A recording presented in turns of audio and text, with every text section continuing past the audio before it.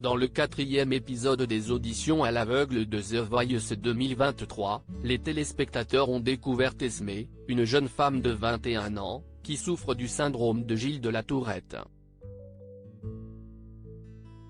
Dans le 4e prime des auditions à l'aveugle de The Voice 2023 diffusé ce samedi 18 mars, Zazie, Amel Bent, Vianney et Big Flo et Oli continuent de tout mettre en œuvre pour persuader les talents de rejoindre leur équipe quitte à user de stratagèmes diaboliques. Les talents performent tour à tour sur le plateau espérant intégrer le programme comme Esmé, une jeune femme de 21. Ça fait 12 ans que c'est le rendez-vous de toute la famille devant la télévision. Et le pire, c'est qu'il se disait il n'y a personne dans notre famille qui sait chanter et dans ma tête je me dis vous ne le savez pas mais si, a-t-elle raconté dans son portrait. Qu'est-ce que le syndrome de Gilles de la Tourette dont souffre Esmé, The Voice 2023. Dans son portrait, la jeune chanteuse a confié souffrir du syndrome de Gilles de la Tourette. Quand j'ai eu 7 ans, on m'a diagnostiqué le syndrome de la Tourette.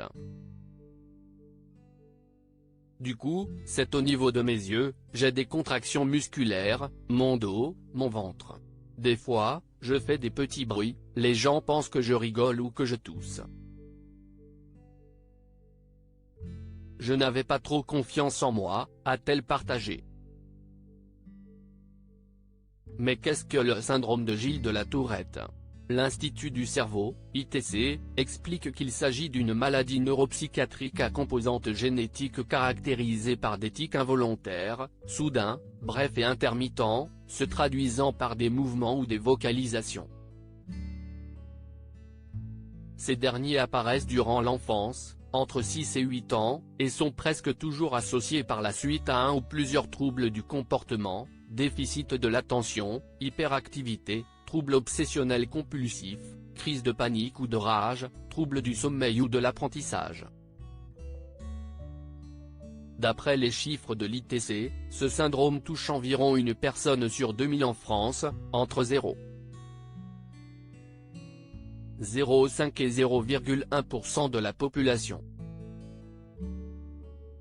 Gilles de la Tourette, une maladie dont souffrent plusieurs chanteurs pour Esmé, ces tics involontaires disparaissent pratiquement totalement lorsqu'elle chante comme les téléspectateurs ont pu le constater lors de sa reprise touchante de Ne me jugez pas de Camille Lelouch.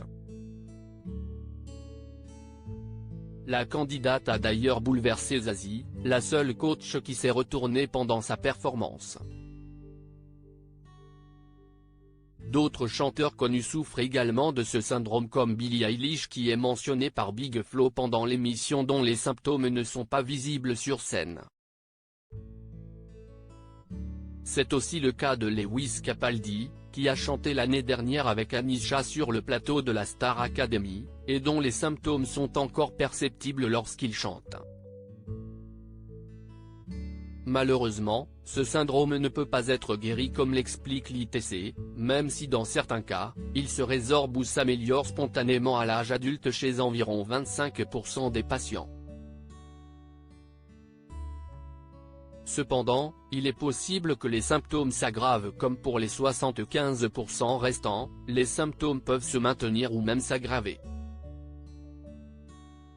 Il existe toutefois des traitements médicamenteux pour diminuer les symptômes comme des neuroleptiques ou des molécules agonistes de certains neurotransmetteurs afin d'améliorer le quotidien des patients et leur insertion scolaire ou professionnelle.